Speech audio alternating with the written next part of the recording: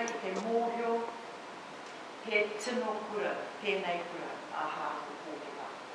Ngā mihi nui, ki te whāri whakahaere, ki te tumuaki kia koe, Miss Kingi, me ngā pauako e tautoko ana ngā mahi, e mahi ana e koe, e koutou, ia rā, ia marama, ia tau, mō tētahi wāroa. Ka taia ēnei kōhine te puta atu i tēnei kura, me o rātou tuhi mātauranga, engari whakawhānui atu i tērā, i runga i te mōhio ai, he wahine ahau, he whakapapa tōku, ka taia ahau me aku pukenga katoa, me ēnei tuhi mātauranga, te hanga te huaraki te mō iau, me ka mōhio kei ahau te whakaritenga, ka pēhea te haere, ko pēhea o ngā kōraki. Nā reira, ko taku tino hia te teka atu ki Hāko Hepa. I runga i tērā, tuarua te whakamihi kia koe Miss Kingi, mō tō tautoko te rāngai mātauranga mō tētahi wāroa. I te wā ka eke aha ki runga i tēnei tūranga minitanga, te āwhina mai a koe kia me ngā mahi ka tīmata ahau, he tino mihi tēnei kia koe. Tuatoru, kia koutou katoa ngā kaiako, kei te mōhio katoa ahau, te nui o ngā mahi, e tahi wā te taumaka o ngā mahi, e waha nei e koukai. Ka kite au tuku tama America, te ngā koe, engari koutou katoa, he mihi tēnei kia koutou katoa. Hoki mai ki ngā kōhine nei, tō koutou ātai. Ngā mihi nui kia koutou, te kata mai o kanohi, te ātāhua o te noko, te pai o ngā tākahu. Me te pai o te reo, te korikori o te tinana, e ngā āhua tangata tō. Me taku whiriwhiri ki ngā tohu mātauranga mō tēnei kura ki te mōhio hau, ka pēhia te NCA1, te NCA2, te NCA3, me te ua ki te parewānanga, ka whiki hai ia tau, ia tau, ia tau. Te taku tino whakahihi mō koutou mō tērā mahi. Mō reira ngā ui kia koutou katoa. Tuapā, ki te mai koutou, he wahine e tūana ki te pai kōrero kia mātou. Eka, he wahine ki te noho ki rungi te whaitai tapu, me ki. Nā ko taku tino whakahau kia koutou, me āta whiriwhiri i ngā wā katoa, hea tēnei tikanga i whāna ki tēnei wā, ki tēnei hāpurite, ki tēnei whakahaerenga. Hea i tēnei ai. Mea e whakai ana, kei te pai. Mea kāre i te whakai, me mahi tō mahi, engari i rungi tō mōhio, ko whakatau ki wana i iāwhea anō, ka haere tēnei. Nā tērā pia kāre i te tino māramahau i rupu i te reo Māori, ko taku tino hia ka kāia ahau te kōrero i rupu i te reo Pākehā, kāre anei. Ki tēnei wā tonu. So, having got permission to be able to speak more directly to you, I'm delighted to be here at your school. Your school has a very, very fine and proud who story of success for young women, young Māori women who have come through the school and who are here now. And I wanted to come and pay respect to that and to honour that tradition and to recognise that not only does it support you in the pathways that you have ahead of you, but that it has happened through the magic of the kind of leadership that your principal, Miss Kingi, offers and has long offered, and the staff that support you in the vision and the delivery of the curriculum that you enjoy, and the board and the community that provide the backbone for all of that to happen. So I wanted to come and acknowledge and honour Miss Kingi, because she stands in the highest echelon of professional educators in our country.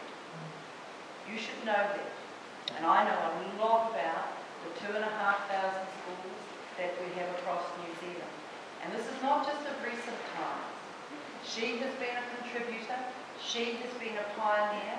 She has been a courageous leader at the front of education. And the contribution she makes is to ensure that all of you have a context and a platform to realise the particular and personal potential that each of you have. She is a magnificent woman, and I wanted the opportunity to say that to all of you, because she would never say it herself. So, and to acknowledge herself and everyone else. But I also wanted to just come and talk to all of you, because clearly I wanted to, and to talk a little bit about my background and why I'm here today as the Minister of Education. I've arrived late, and I know that we had planned that I would get around a few classrooms, but because I've arrived late, Ms. Kingy has given me permission instead to take questions from any of you who might like to ask them. So I thought that I would just share a little bit about my background so that you can see it is very similar to many, if not all of you. So I come from a large family, a family of 10. 5 boys, 5 girls, exactly 20 years between the oldest and the youngest, literally.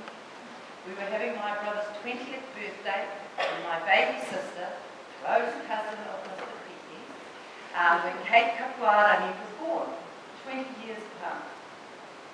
I'm the eldest girl in a family of 10 with 2 older brothers. We grew up in Ruatoria. How many of you know where Ruatoria is? Oh.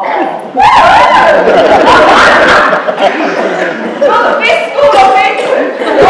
How many of you know where Ruatoria is? They're going, Alright, so you know it's the capital of Ngāti So I grew up in Rua, and I went to the local primary school, and I went to the local secondary school, Ngāti Memorial College. And almost all the teachers there were aunties or uncles, and almost all the students in the school were cousins of some description. And I'm talking first, second, third, fourth, fifth, sixth, seventh cousins, which my mother considered to be our close relation. Right? Once they became sort of 10th cousins, they might be a little more distant. So I grew up in a family that was very committed to education. We absolutely understood the power of education. Because a great education gives you more choices. Doesn't mean we make better choices necessarily, but it gives you more choices.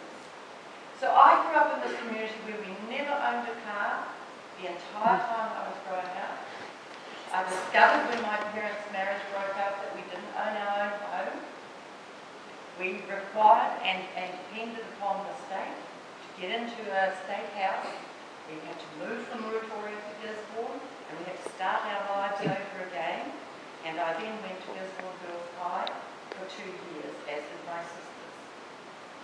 And my brothers were at St. Stephen's, another Māori boarding school. And we worked several jobs. I've done a range of jobs, like waitress. I've cleaned the floors of Cook Hospital, which was a hospital in Gisborne at the time. Picked up rubbish on Waikanai Beach. I worked as a fleeso in a shearing gang, which I hated.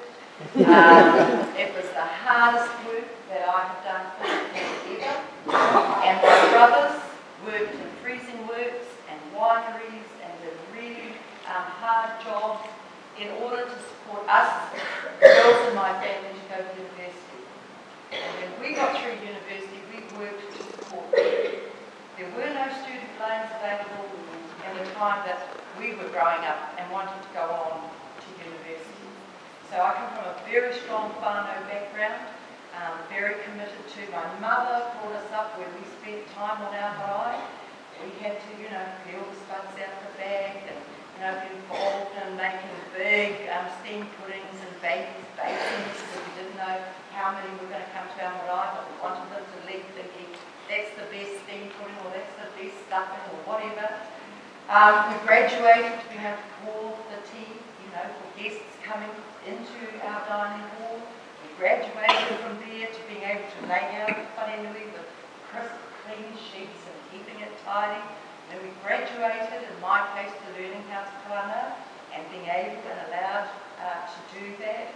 and graduated through that cultural kind of ladder of development and growth. When I went away to university, it was to the University of Waitangi, and I decided that I wanted to go north, because everybody in Gisborne is going south to Victoria University or to jobs in the lower North Island or into the South Island. So I went to Waikato University.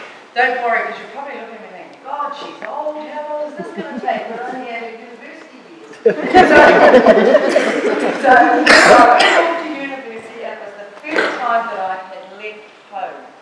Right? Now for you, you've done that at year 7, 8, 9. I was 18, and I was going off to university, and I was scared rigid. I wouldn't know these people, I wouldn't know if I could be successful, I wouldn't have my mother, there to talk to, and all of those kinds of things. And but nevertheless, I went to the University of Waikato. I did my bachelor's degree. I had intended to become a teacher. I did my bachelor's degree, and then I decided I would do my master's degree.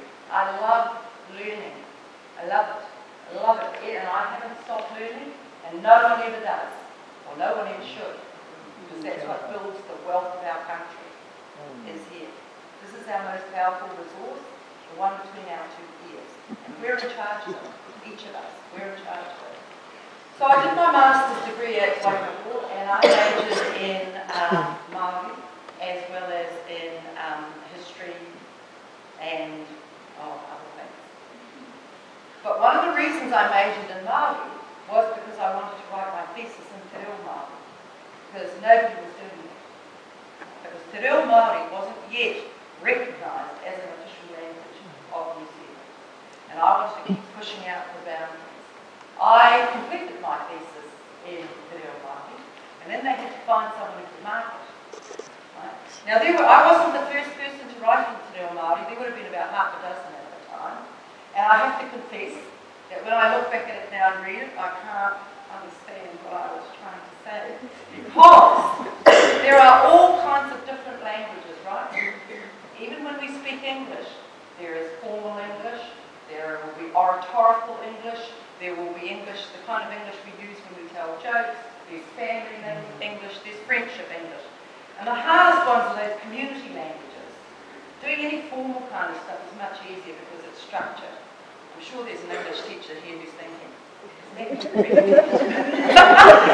they'll be able to tell you whether that's correct or not. And the topic of my thesis, which is relevant to our discussion here today, was the roles and responsibilities of women in our cultural institutions, and I used the tangihanga as an example of an institution that reflects an enduring cultural practice. How we mourn for each other, what our relationships are, what we do to support the kinship group and so forth. But what I was most interested in, what was the role of women? Because I grew up with very strong female role models. My great-grandmother's name is Makaroa Ngāi Muriri, and during her time, she was a leader in our community. I grew up with my mother being an absolute leader in early childhood education and doing some extraordinary things. In any event, those 5 years at university, I spent a lot of them in protest. That's part of being a student.